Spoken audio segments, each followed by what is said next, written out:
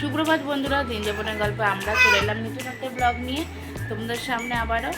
তো আজকে উইকডেজ আর ওর আজকে উইক অফ আছে, তো সেই কারণে আমরা একটু যাব মার্কেটিং করতে। আর কিছু একটা স্পেশাল দিন আসছে সামনে, তো তার জন্য আমরা যাবো মার্কেটিং করতে। তাই সকাল সকাল উঠে স্নান টান করে নিয়েছি, এখন ভাত বসিয়েছি, ভাত আলু সেদ্ধ মানে খেয়ে বেরোবো। আর ওকে তো নিয়ে যেতে পারবো না, ওকে রেখে যাবো মার কাছে, তাই না পাপা? তুমি দিদুন বাড়ি যাবে তো? হ্যাঁ, দিদুন বাড়ি যাবে।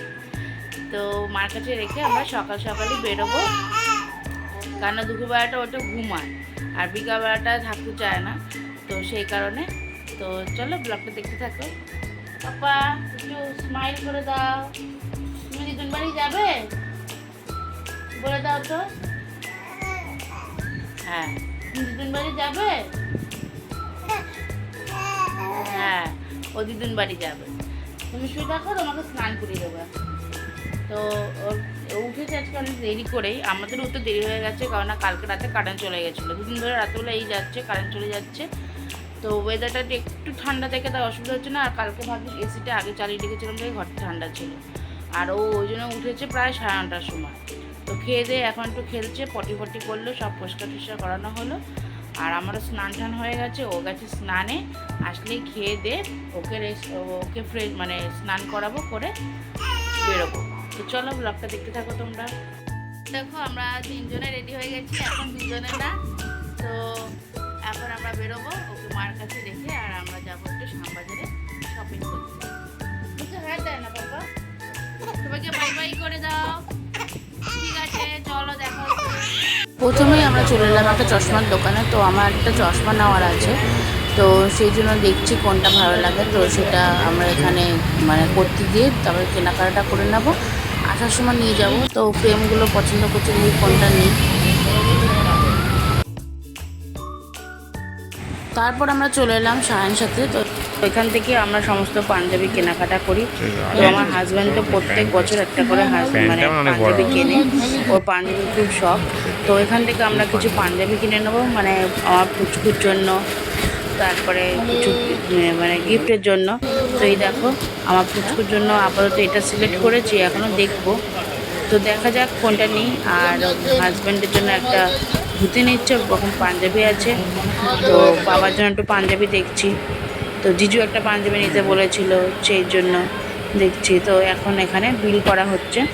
তো এখানে অনেক ভালো ভালো কালেকশন আছে, আর আমরা এখান থেকে সমস্ত পাঞ্জাবি এখান থেকে কেনাকাটা করি। এখানে আরেকটা পাঞ্জাবি দেখাচ্ছে পুরো কটনের মধ্যে, খুব সুন্দর ডিজাইনটা, খুবই ভালো লাগছিলো।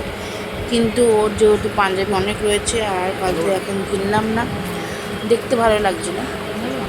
তো তোমরা চাইলে আসতেই পারো এখানে।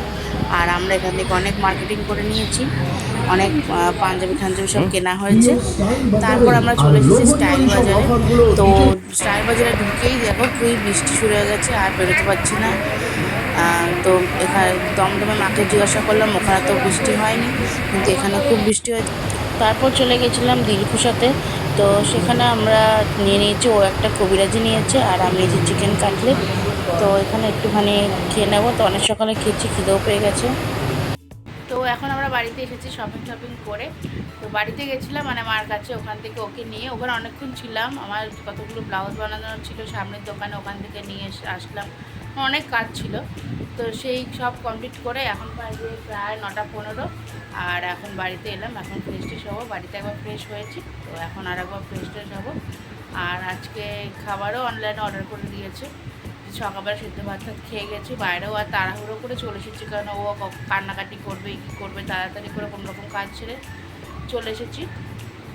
তো এখন ফ্রেশ হব, ফ্রেশ হয়ে ডিনারটা কমপ্লিট করবো। আর এই দেখো এদিকেও ঘুমিয়েও পড়েছে, আর বিছানার অবস্থা খুবই খারাপ, সেটাকে ইগনোর করো, কিছুই গোছানো হয়নি, এখন সব কমপ্লিট করবো। ওই দেখো আজকে রাতে মেনু অর্ডার করা হয়েছে, তোমাদেরকে আগে বললাম সাংহাই থেকে। অনেকদিন চাইনিজ খাওয়া হয় না, তো আজকে ভাবলাম চলো আজকে খাওয়াই যাক। তো আজকে সার্ভ করছেন উনি। তো চলো ডিনারটা সেরে নিই, আর দেখা হচ্ছে নতুন ব্লগে আবার তোমাদের সাথে। Tata, bye bye, good night.